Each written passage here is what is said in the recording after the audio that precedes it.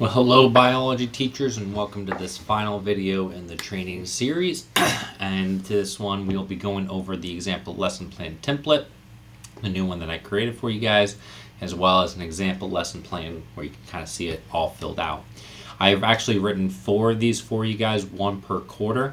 You can find them all up at the top of the curriculum map, so if you see how this is a week 5 example lesson plan, when you make it down to week 5, you will notice this little icon over by the week number. And if you click on that, it's just a little reminder, hey, there's a lesson plan here if you'd like to utilize it. So that will be available to you guys for each quarter.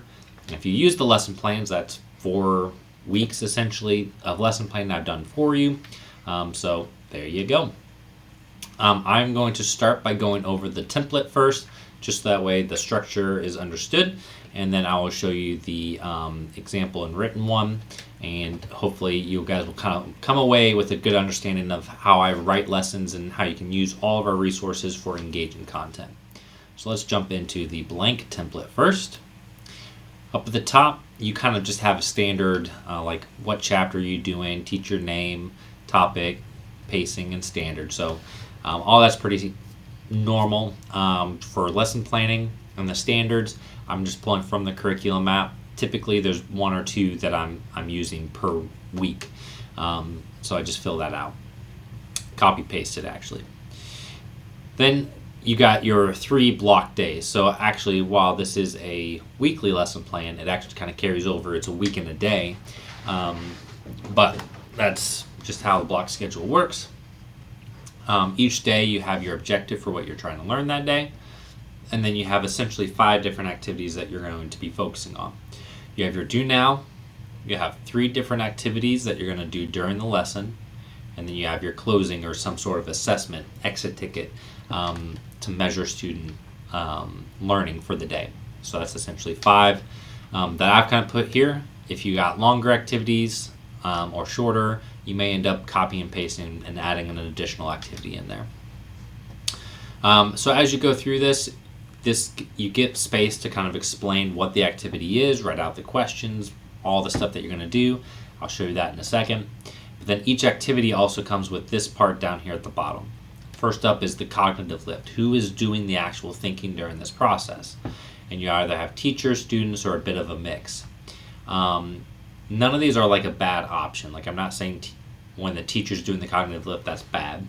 An example of a teacher activity would be I'm giving notes, students are taking notes. Students are just in the process of learning. I'm the one that's doing all the thinking, processing, sharing, and that sort of stuff. So that would be a teacher type activity. If students are doing a lab and they're all working in their stations, students are doing the thinking. And if you have an activity where we're kind of reading a document, I'm explaining things, asking students questions, that's more of a mixed activity. None of them are bad, but what I want you to do is as you are lesson planning, if you find that all of your activities are all teacher, then that's too teacher heavy focus. You need to switch up some of the activities to get students involved in the cognitive lift. If you have a lesson where all the students are doing all the thinking, then all you're doing as a teacher is passing out work for students to work on. And so you want to see a bit of a variety in there in your lessons, and that's really what that's for. The tech materials, what are you going to need for each of those activities? Smart boards, textbooks, lab materials, etc. If you're doing something with posters and markers, sticky notes, anything like that. How much time each activity is going to take, and then some sort of transition from one activity to the next.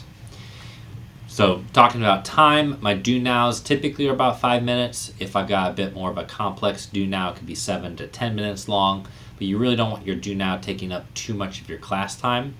And to really help with this transition, I always like to think about, okay, for my do now, is there a way that I can utilize it to help me be prepared for what's coming next? So if my next activity is going to be on Nearpod, so if I'm going to start with a Nearpod lesson, then maybe I have an activity that's on Nearpod, or a do now that's on Nearpod. So students are already logged on, or at least on their computer, so that they're already logged on and the transition is a lot easier. Then for each of the activities, I'm going to list those out. Mine are typically in the range of 15 to 25. Sometimes they hit 30 depending on what they are. I'll have longer ones up to 40 minutes if there's a lab. But typically I'm staying in that 20 to 30 range in terms of time, because three activities at 20 minutes, that's 60 minutes. So that's sort of what I'm aiming for in terms of my pacing, and keeping students engaged. And then one of my transitions, typically after a longer segment or 2 segments back to back, I might include a brain break, and I'll show you an example of those. And then I'm thinking about the assessment. What's a quick measurement, exit ticket, 1 question that I can do for students to measure, hey, did you learn what you were supposed to today? Make sure that you think that through. And then down at the bottom, any modifications or scaffolding based off your students, and then when you're all finished, you've taught the lesson, what's a reflection and some feedback, so that way next year you can make some improvements based off how that went. So feel free, if you want to use this template, just file, make a copy, tweak it, however best suits you, but you have a blank one just in case you like this template. Now let's switch over to a completed one. This was for the week 5 pacing, which I showed you in the curriculum map. And you can see now it's all kind of filled out.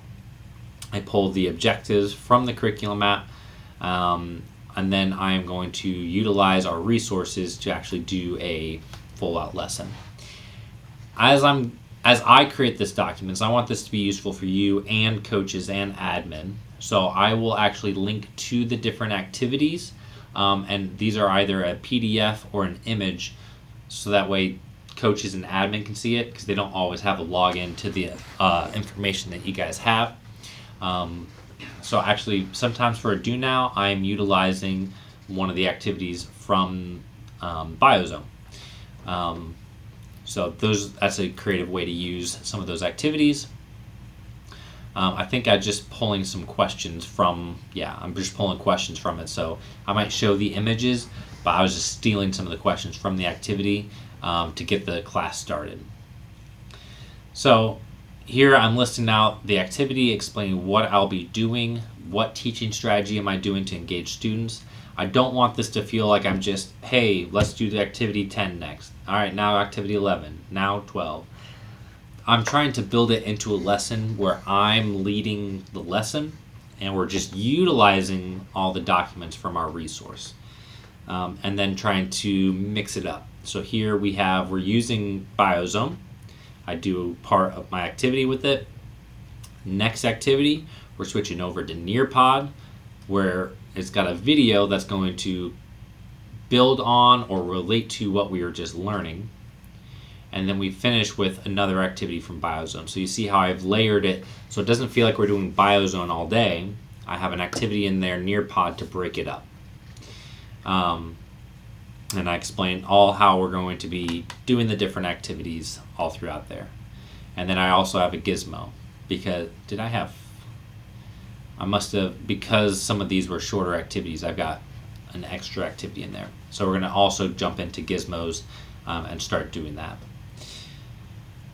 So you see how I'm utilizing multiple resources. And here we go on the next day. We are using some Biozone, we're using some gizmos.